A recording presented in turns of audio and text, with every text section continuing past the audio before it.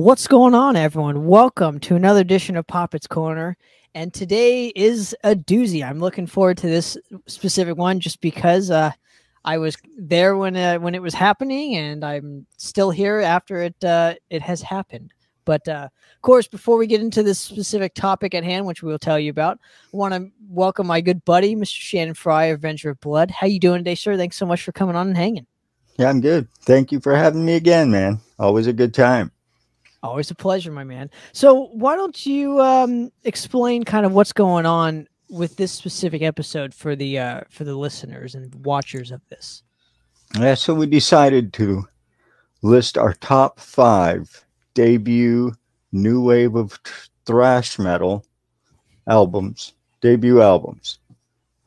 So absolutely. And we'll probably get to the I thought you were going to say traditional, but we'll probably get to the tradition. We'll probably get to that eventually, though. Yeah, we'll probably get to that eventually, right? Right. Top 5 debuts of traditional heavy metal bands for the new wave. But I wanted to focus on an era that I always feel just deserves to be talked about more. This just because maybe I was involved in it with it a little bit more than say most, and you as well. Unfortunately or fortunately, however you want to look at it, being unfairly or fairly lumped into it. But if you're ready, man, I'd love to get started and just talk about some. We'll have some honorable mentions after our top 5. But why don't you go ahead first and start with your well, maybe not in a specific order, but just give me one of your picks in the top 5. Right on. Okay, yeah, because I don't have these in any order, and I was gonna make that known. But okay, my first pick is Fueled by Fire, Spread the Fire from 2007. Yeah. It's just an awesome album, man. At first, it took me a while to get into it, but as time went on, I started liking it more and more and more. Now, and it was kind of a fresh attitude towards the old school. You know what I mean? Now, did you like the lyrical content on this, or yeah, it was what it was? Okay, I was more into the music of all this stuff. The lyrical content, it's good if that's what they're into. If not, hey, cool too. I mean, but when you're young and agile, none of it matters. Absolutely. Well, the reason why I'm kind of asking you this is, where. And going in off of this point is where were you when you kind of first heard this specific album in question? Because everybody has a story, it seems like, on the Spread the Fire release, because it was kind of the first one to like kick open the gates, as it were, at least signed to a major label, one of the first to be released on a major label. So where were you at in terms of hearing this for the first time? I don't quite understand. Where were you? Do you remember hearing it for the first time? Were you sitting in your car and it just came on the radio, or did you, I don't know, like where? I was just curious because everybody has a story. Oh yeah, I had the CD. I got the CD, and jammed it out. Like anyone else at the time. For me, anyway. Okay, right. I got the CD and jammed it out. Put it away for a while. Eventually, I'd bring it back out, and then I started catching it. Okay, so it wasn't like you saw it in a record store or like. Yeah, I got the CD. I seen it in a record store. I got the CD. And at this specific juncture, in your life, were you like, "What the fuck is this?" No. Okay. Because we were already playing. We were already doing it. So hearing it from a different angle is the way I was looking at it. And were you connected online first, so you knew the band name, and then saw the album in a? Oh yeah. Okay. Yeah. We were all on MySpace together, and we interacted, but we never played too many shows with them. They never came out here much. We never went there much. Our paths just really didn't cross too much. But they were a really good band, man. Really cool dudes. Really cool dudes. Absolutely. Well, I'm going to branch off this point because this is the first that I have to show. And mine, this is definitely is one of my favorites. because of maybe some reasons that I mentioned earlier, this was the first album that I was aware of, became aware of on a major label. And I remember hearing it on Sirius satellite radio when it was like brand spanking new. Remember when Sirius, right? It was like the new thing. And they, they didn't have the same format as regular radio with the same 50 songs like they do now. So their format was way different, and they played and took chances on, bands like this. And when I heard it, I ran into my dad's office because I was working with him at the time. I was about 16, I think, because I think this is 2006. So maybe I was 15, 16 at the time.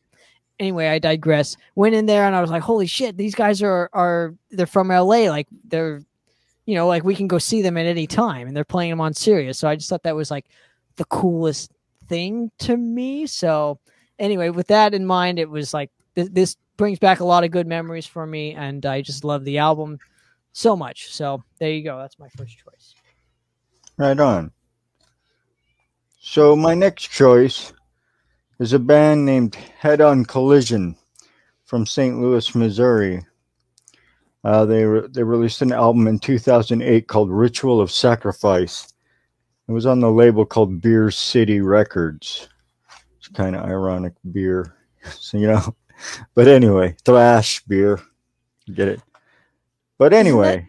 That's the same label as Millions of Dead Cops, I think. I think Beer City right. released a couple of their records too. So yeah. Now, tell me a little bit more on this specific band, if you don't mind.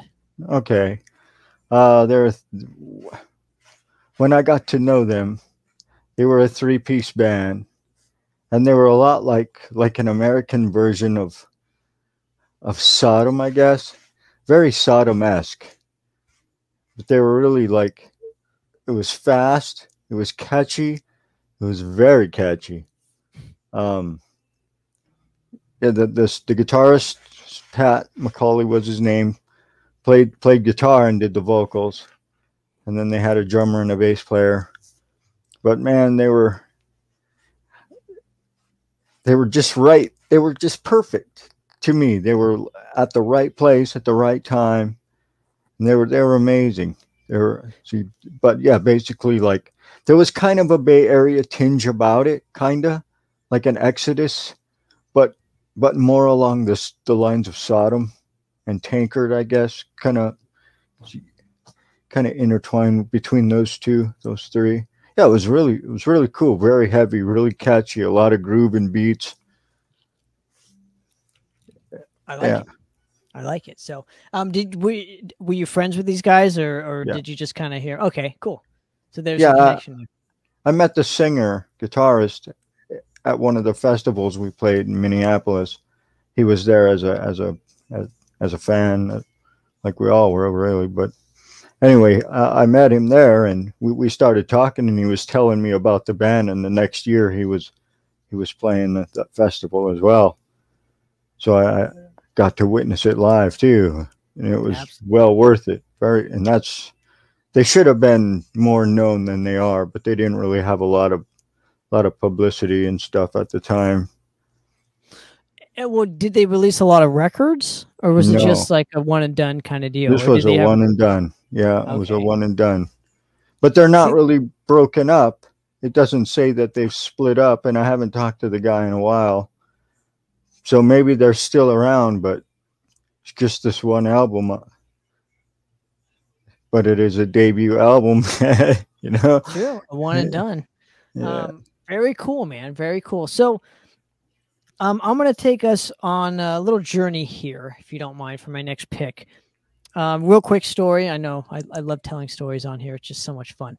But so around 2012, Madrost had released our first album, Maleficent, and we did our first tour, around I guess Texas and Oklahoma, New Mexico, Arizona, Nevada, funny enough.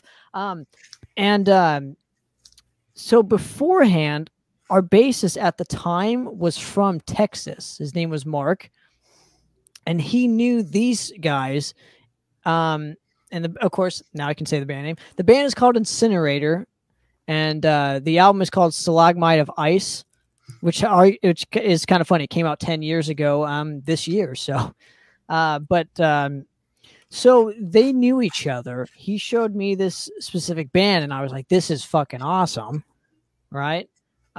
We do the tour, and they played Fort Worth, Texas, right underneath us. So it was them, and then us, and then the tour package, rest of the tour package.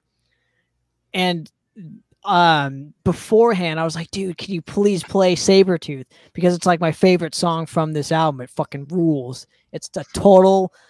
And when I interviewed Chris from Incinerator, it was like that it was written because of their love of Pleasures of the Flesh from Exodus. So that song is just very reminiscent of Pleasures of the Flesh. And I can kind of hear it now, but the song rules. I still enjoy it to this day. And but anyway, they played the song. So I was very grateful for that. And we just became friends ever since. But this album fucking smokes, dude. I mean, it's total speed, total just fucking adrenaline. And you could tell they're really young doing it. This album does not have any reverb on the vocals. So the vocals are a little dry, but it just works so well with the rest of the overall vibe of the album. Like, it doesn't ruin it for me. So with that in mind, this is Stalagmite of Ice. Go get it. Nice. All right, my next choice is, I believe this band is from Norway, but they're called Blood Tsunami. The album is called Grand Feast for Vultures. It was released in 2009. Man, this is one of those that when you hear it, it sends that shiver up your spine because it's just so intense and brutal. And that's what caught me to this band. And I couldn't stop listening to this album for a while. And yeah, man, the guitars are razor sharp, the vocals are razor sharp, but the way they combine, it's like more of a black metal style on the vocal range, but it's just so intense that it. And then they're a style of their own to me. They borrow and take from everything, but they're their own style. And now I got to ask you this about this specific band. You know, I know there's a famous member in it from another band. I believe it's the drummer. No, is it the drummer that I'm thinking of? I thought it was the drummer. Anyway, but he's from another band, and I can't remember what the band is called, but this is kind of like his side thing at the time. This band was the band you're talking about. It was kind of pretty popular around this specific time period, I want to say. They haven't done much lately, I don't think. I mean, that's a band I hadn't heard in like probably 5-6 years. So I think Faust from Emperor ended up joining this band. Maybe is that the band you're thinking? I think that I can't even remember. I can't remember at this point, dude. It's been a while, but I know he was not on this album. I know that much. This was before he was released, I think. But yeah. Cool, good choice, dude. That's a name I hadn't heard in a long time. Right on, man. Well, third choice for me, we're going to go to, let's do it. We're going to go to Chicago. I know this isn't a popular choice with everybody else, but fuck it. It's my list. So who cares anyways? The band, of course, is Diamond Plate, Generation Y. I feel this is the closest vocalist to my specific style. I don't know why. I just always have felt that way, but you know, he's got more of like a hardcore tinge to his voice, John Masick. And I just really love this specific album. They turned into a 4-piece with it. The riffs are just super razor sharp. It sounds like an Exodus record, but maybe Tempo of the Damned era. And it just fucking rules. So Diamond Plate, they rule. And I'm sad that this is the only album with John Masick on vocals. Because yeah, there you go. I'm just going to leave it at that. So go get it. That was a good album. That was a good album. All right. My next one is going to Japan for this. It's a band named King's Evil. The album's called Deletion of Humanoids. It was released in 2001. And this is, man, it's violent, it's aggressive. They're the vocals are similar to that of a deeper Thomas from At the Gates. A little deeper, a little more harsh, I would say, but it fits so well. And the accent that's on top of it that you can hear is like, yeah, it just makes it more aggressive, you know. Amazing band, amazing band. Now, are they more of the black metal side? Are they more of the death metal side, or just straight speed metal? Is it? I don't know anything about this specific band. Never heard of them. So, I mean, you know, how did you discover them? I heard them on. How did I hear them? Maybe I heard them on a compilation or something. I'm not sure. But well, upon hearing it, I became like fanatical kind of about it. Right, but it's kind of death metal-y vocally, but thrash musically. Everything is super tight. Everything is like the drums are fast and they sound great. A lot of downbeats, a lot of really aggressive riffs. Yeah, Very cool. I don't know. Absolutely. So if you were to like make Exodus heavier, a lot heavier. What That's era King of Debo. Exodus? Like mixed bonded and the later stuff. Like Okay. So like the Atrocity A and B and yeah. era. Okay. Mix that with the first album. Okay. That'd be an interesting mix because they, you know, they're both heavy for their specific times, their specific eras and whatnot. So very cool, man. Okay, so we're gonna go to the Bay Area this time around.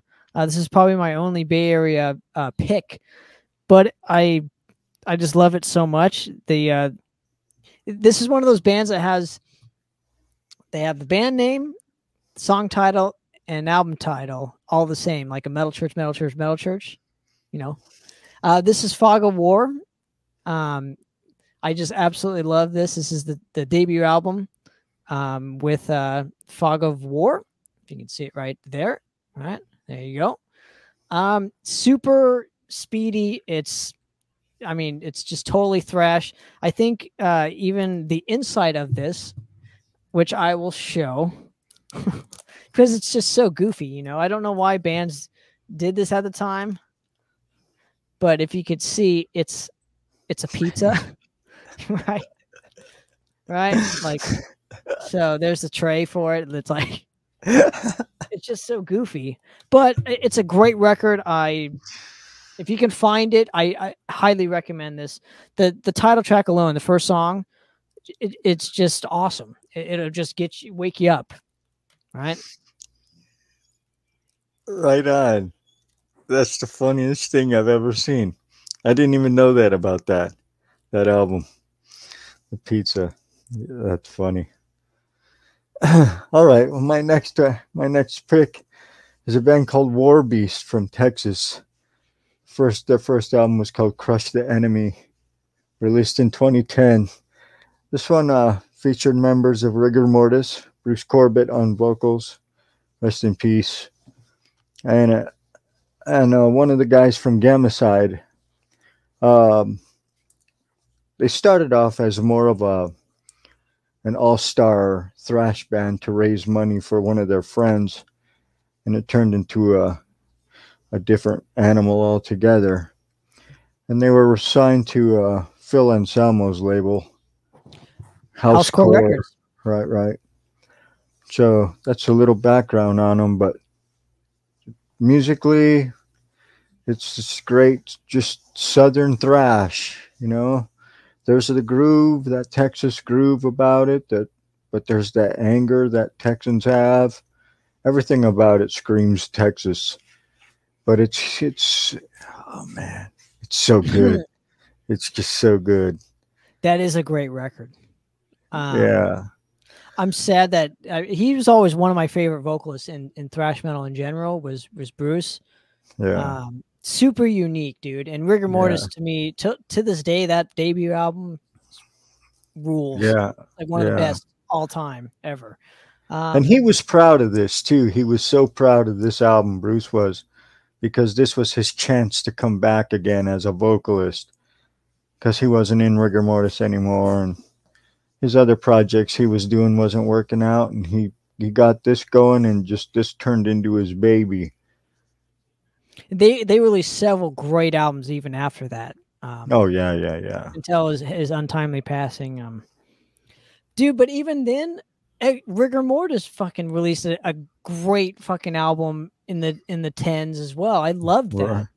Me too. That album ruled, dude. So right, he released and a lot that's of where great he stuff. belonged. That's where he belonged. I Yeah, mean, but he fit War Beast like a perfect glove. But I mean, this isn't about the old school releasing True. new albums, right? In the current day. So, you know, I really can't talk too much about rigor mortis, but you know, I guess this War Beast is definitely close second to rigor mortis. Absolutely. Not taking any credit away from that. I'm just saying he released a lot of great records in the tens up until his passing. Right. So, yeah, just super unique vocals as well. But great choice, man. That's a great choice. Thank you. That's funny. I'm like picking all like the young bands. You got all like the old guys that were in that formed new projects in the new thrash wave. So, all right. So I can't have a new wave of thrash without having this album in it. I know there's been debate on if they, you know, fall into this category here. They don't, in my opinion, but you know, a lot of people lump them in, but I got to go with Vector's Black Future. I absolutely love this album. Every song rules, total masterpiece, total game changer, and rules. So go pick it up. This was released in 2009, and it is a heavy artillery pressing. So, but if you can find this, go pick it up. Again, Vector. So yeah. Awesome. All right, my next pick is from Greece. They're called Suicidal Angels. This album's called Eternal Domination, released in 2007. This is the most violent album in thrash I think I've ever heard to this day. I used to hold signs. This is a funny story. I used to hold signs that lead to new housing development offices, so you can buy a brand new being built house to your own specifications and what have you, right? So I would hold signs and spin signs and whatever to get people to go to buy these houses. And during the shift, they want you to listen to music.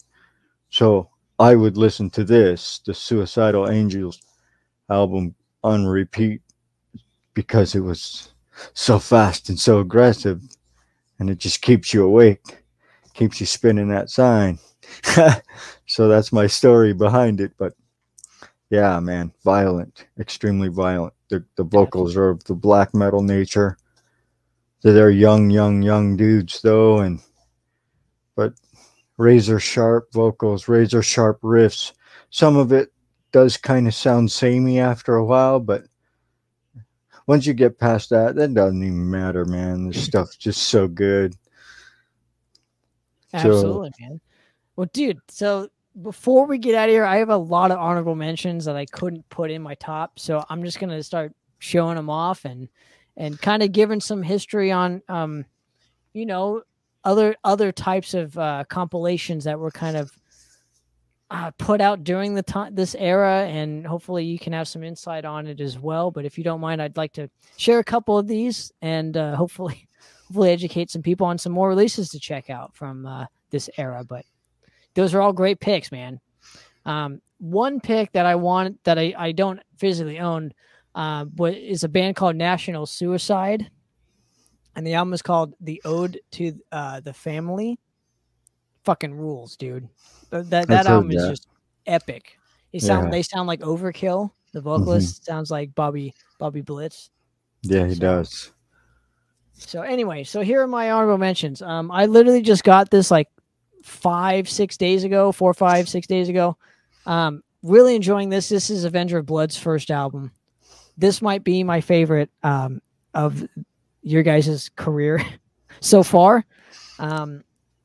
So yeah, I just love this album. It's so fucking raw and vicious and just long and, raw. And my only complaint of it, I told you off the air, but I'll say it. I have balls to say it. I'm not a fan of the album cover. I just think it's so traditional to a metal album cover. I thought you guys could do way better. So there you go. There's one of my picks. Hopefully you can. My feelings are not hurt whatsoever. That's the album we're re-recording. Right, That's as we speak. We're re-recording. Yes. But the original is like hard to get, so I'm glad I got a chance to grab it before they goes up in $1,000 or whatever. I don't want to pay for that. So so this is a band out of Arizona. This is the Abiotics. This is Straight to Hell. This is more of a punk thrash album, but I still feel it falls into that category. Saw them at the Joint, and they opened for Incinerator and Condition Critical. It was awesome, dude. I think there was only 2 people there, and I was one of the 2, so that was a great show. And, wow. Yeah. Right. All right. Another one to start it off. This is Warbringer. This is War Without End. Just had to mention that one too, because I dig this one as well. The Mighty Witch Haven, right, with Terror Storm. Ooh. I don't know how this one didn't make my list, but it's making it now. This is Mantic Ritual with Executioner. This album fucking rules, dude. Rules. So, oh yeah, this is the first. So another one. This is the first album to feature the great Richard Oriana. If you know that specific name, he obviously plays with us in Madras now. And this is Tormentor with Pulse of Terror.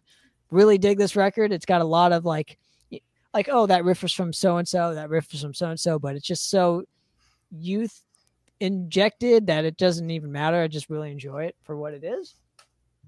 And the Mighty Hexen with State of Insurgency. Only reason why this one didn't make it in my specific list was because I just loved the second one so much, but this one's a good one too.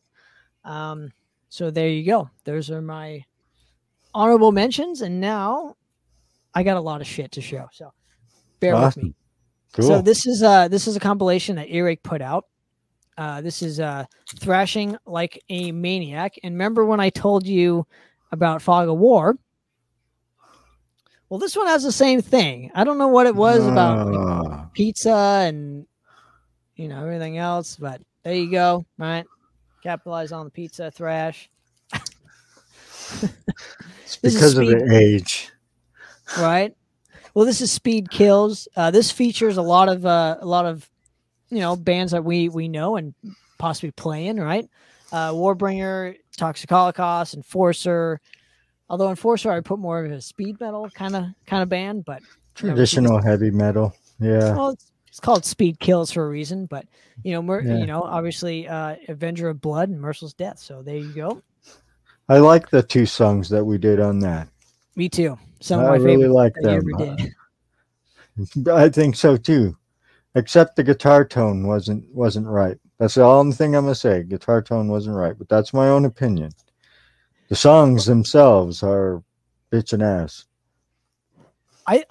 Enemy Attack. Yeah, that's a great. Those songs didn't make any albums per se, huh? Did the label kind of want you just to like bring in fresh new things for the Speed Kills compilation? This was right before we signed with them. Gotcha. So we recorded the 2 songs. He put that on there. Then we signed the deal.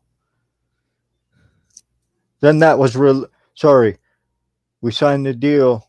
We recorded those 2 songs. Then we signed the deal. Then that was released. And then Death Brigade was released. Gotcha. Well, it's like I said, if you can find a copy, go pick it up. It's I'm I like it. I like it a lot too. Yeah. I'm assuming with all these like compilation and releases and stuff, I mean, some of these are hard to find now. I only can imagine in 20 years or something, you know? So that's why you got to pick it up while you can, people. And then the last thing I'm going to mention is Stormspell kind of put out these like compilations. I don't know if you remember these, but like this one has like, you know, Taking Over, Phantom Witch. This one has, you know, Diamond Plate and Oppression. This has Olaf on vocals, and he went on to Enforcer, right? This is Blood Exile, and so Crawford, I can't even pronounce the other band, so I apologize for butchering it. This in Infantry, this was like a couple members of Witch Haven was in this, so but yeah, they put out all those compilations and whatnot, and I'm a collector of that stuff, so there you go. But Shannon, any last parting words before we get out of here? No. Thanks for having me again. It was a good time. The Thrash list. Absolutely. We'll have to have another excuse to do it all again soon, my man. But for another episode of Popper's Corner, I'm out of here, guys. Cheers.